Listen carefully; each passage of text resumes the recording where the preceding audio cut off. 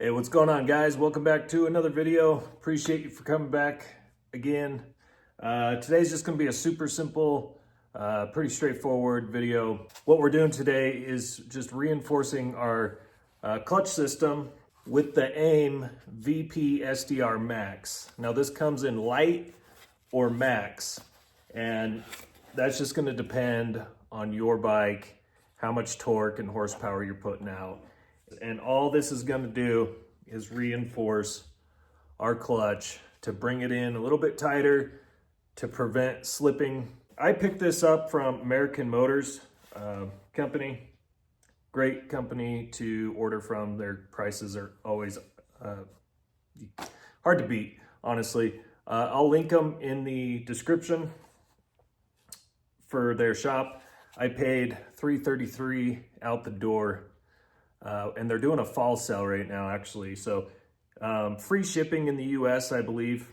Normally this guy runs like $375 or something like that. So first things first, we're gonna take our new derby cover that we just put on. And if you wanna check out the video, it's the budget-friendly clear window derby cover. You can hit that link right here, take you to that video to check that video out. It's a good watch. If you want one of these clear derby covers and don't want to spend $300, $400, or $500 on one, you can pick one of these up for like 70 bucks from the company. So with that said, let's dive in. We'll get the derby cover off. We have the bike sanding straight up and down. That way, when we take our derby cover off, we should only lose a couple drops of primary fluid. Okay, so like I said, we installed this new clear window derby cover from Nice CNC. I'll admit the white lettering is kind of gaudy.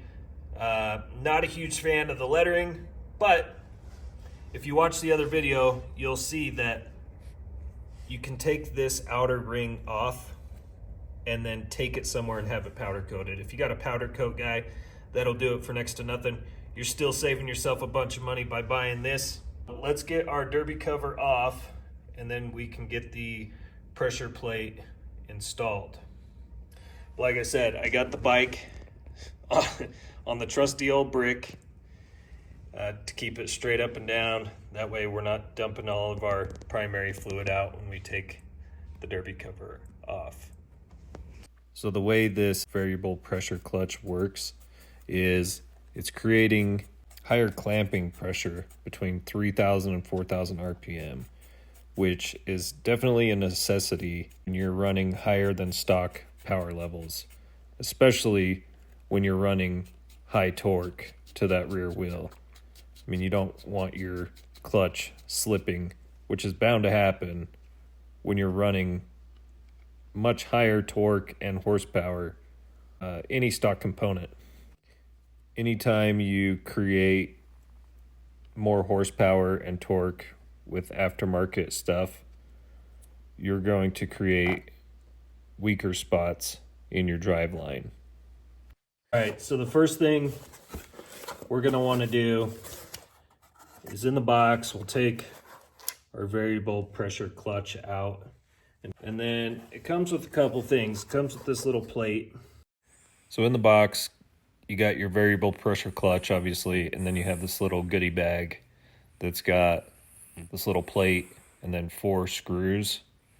And what we're going to do is take this little plate, you'll see here in just a second, right here, and we're going to take one of the black screws. It's going to go into the threaded side of that plate, and then we're going to take one of our derby cover screws here, and that's going to go in the non-threaded side.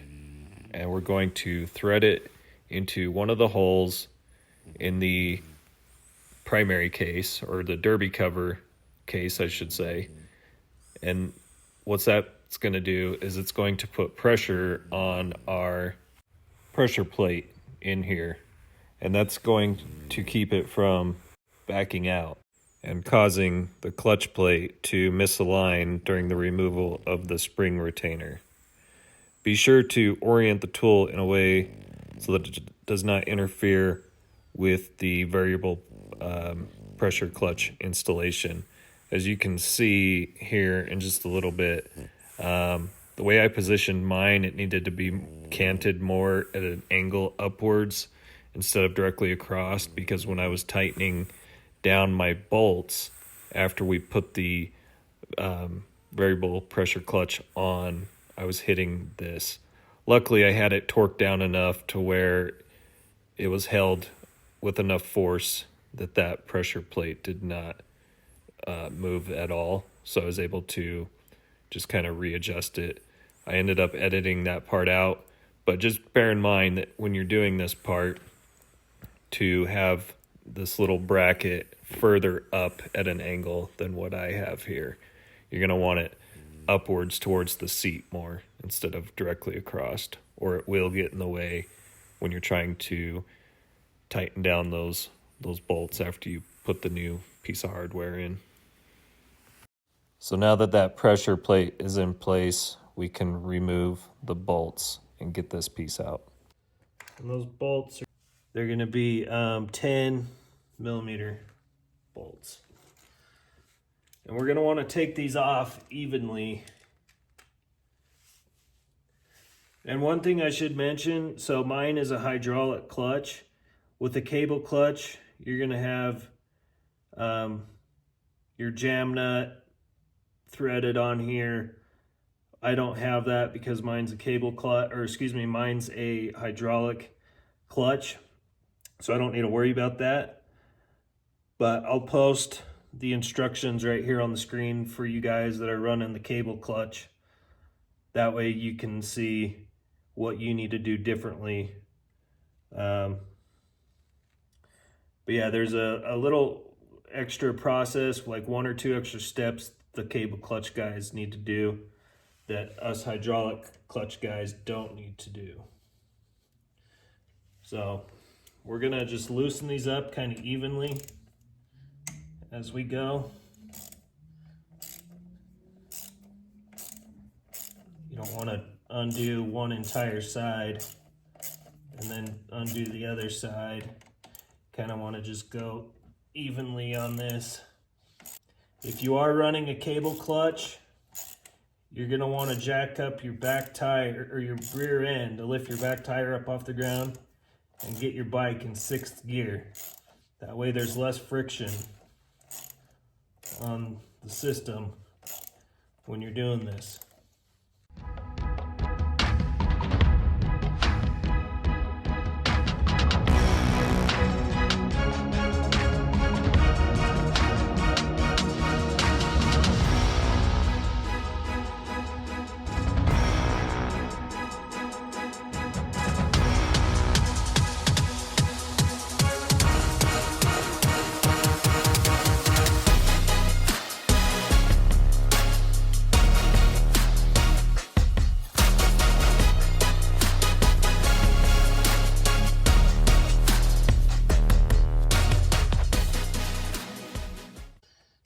Got that one side out. You can see why they send new bolts. So that shit on there. All right. I'm just gonna wipe this out. We got some shavings and shit that kind of fell out with the screws. I want to make sure that doesn't get down in there. And I would just pull our springs while we're in there to make sure they're still satisfactory. You know, make sure there's nothing wrong with them. They're not broken or warped or anything. But they look good to me. Well, here's why you take it out. You see that piece of that Loctite or whatever that is that was stuck in there? Big old piece of from that screw.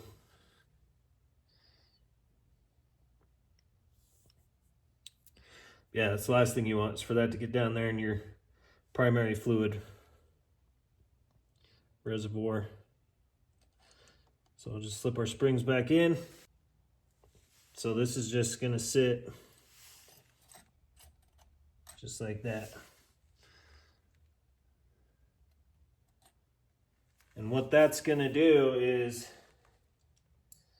these little teeth that are on the back here, when the weights come out, it's going to grip on to there, and it's just going to hold those plates, those weights, nice and tight. I'm just going to line these up on the back. So I'm going to line the washers, or these spacers, up on the back there. And then we'll take our screws, get our screws in. All right, so we got our screws and everything in. And then we're just gonna line this up, get them over into our springs, and then start to tighten this down. Just finger tight for now until we can. All right, so the same way we took the first plate off, going in a circle, we're gonna do the same thing, just tightening up each side a little bit at a time, as to not tighten down one side too much over the other, just going until it's tight. So now that it's all the way tightened down, we can take that pressure plate and screw off and then torque it down to 80 inch-pounds.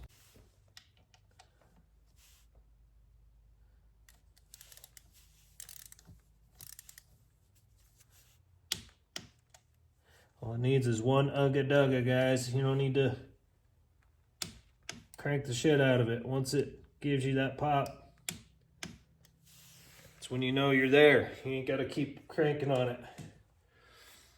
All right, let me grab a rag. All right, so I'm gonna wipe out the inside of my derby cover. Yes, I know it's gonna get dirty again.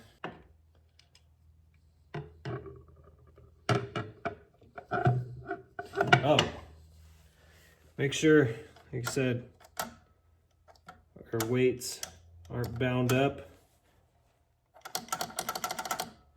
and that they're moving freely. That's important. If those are bound up, you're gonna have to take it out and tighten it down. All right. We're just gonna do this in a star pattern as to not damage our gasket.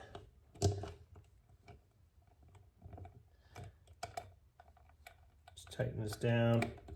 Don't go in a circle. Kind of go in a star pattern. So now that those are all hand tight, we're just gonna go back, tighten them down in the same way.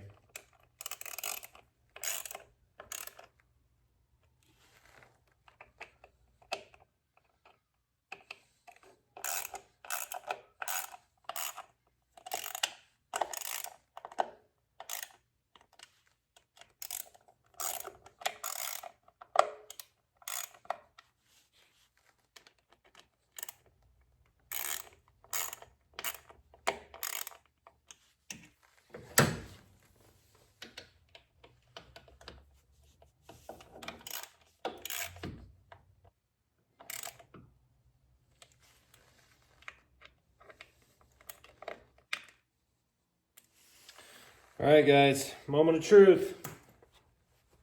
Let's make sure she fires up and there's no grinding, no contact from that pressure plate.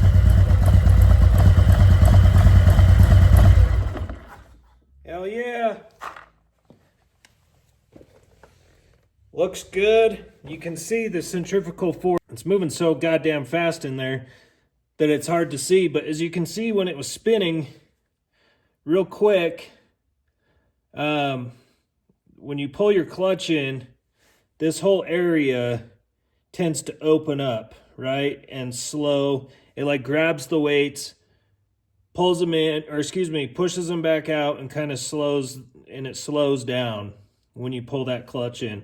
And when you let it out, the centrifugal force of it is moving so fast, it's throwing these weights out. So when you slow it down, they're coming back in. But yeah, that's the install, guys. I'll tell you what, I'm super relieved that that it's working with that budget-friendly cover. That would have sucked, right? I mean, it wouldn't have been the end of the world. I have, you know, my stock cover over there, but I'm liking this clear one, man. It's a great little cover. It adds a nice pop to the bike.